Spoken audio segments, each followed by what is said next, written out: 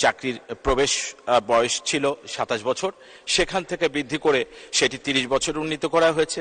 সেক্ষেত্রে মুক্তিযোদ্ধার সন্তান যারা রয়েছে তাদের জন্য 32 বছর করা হয়েছে এবং চাকরি থেকে রিটায়ারমেন্টের বয়স ছিল 57 বছর এবং সেটি বাড়িয়ে আরো 2 বছর বাড়িয়ে 59 করা হয়েছে।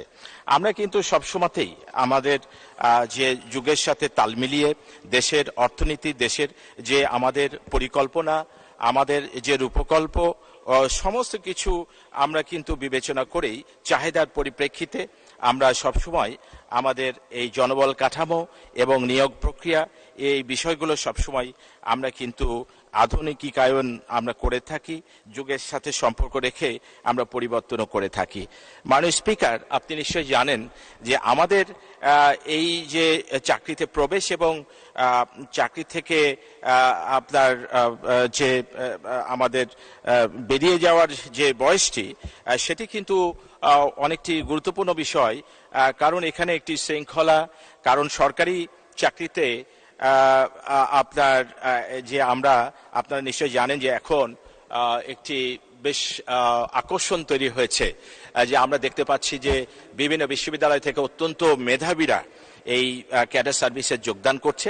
কারণ ইতিমধ্যে সরকারি যে চাকরির যে পরিবেশ থেকে শুরু করে আমাদের বেতন কাঠামো থেকে শুরু করে এই বিষয়টি কিন্তু আমাদের নতুন প্রজন্মের কাছে একটা বড় আকর্ষণ একটি তৈরি হয়েছে।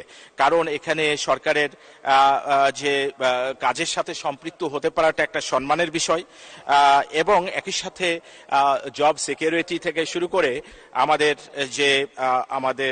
যে বেতন কাঠামো সেটিও অত্যন্ত সুন্দর এবং কাজের পরিবেশে অনেক সুন্দর হয়েছে।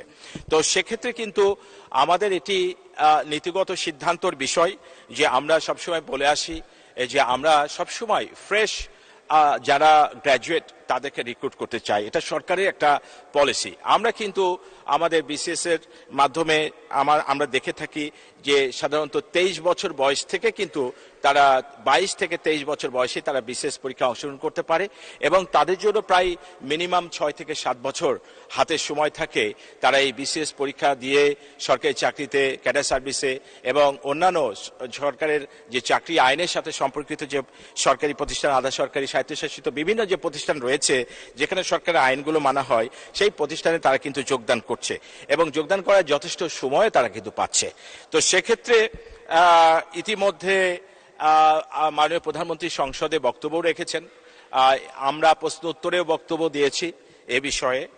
তবে আমরা সবসময়তেই কিন্তু আমরা আমাদের যুগের প্রয়োজনে আমাদের নতুন যদি সুবিধা যেটি করলে ভালো হবে সবসময় এই বিষয়গুলো কিন্তু আমরা চিন্তা ভাবনা করে থাকি।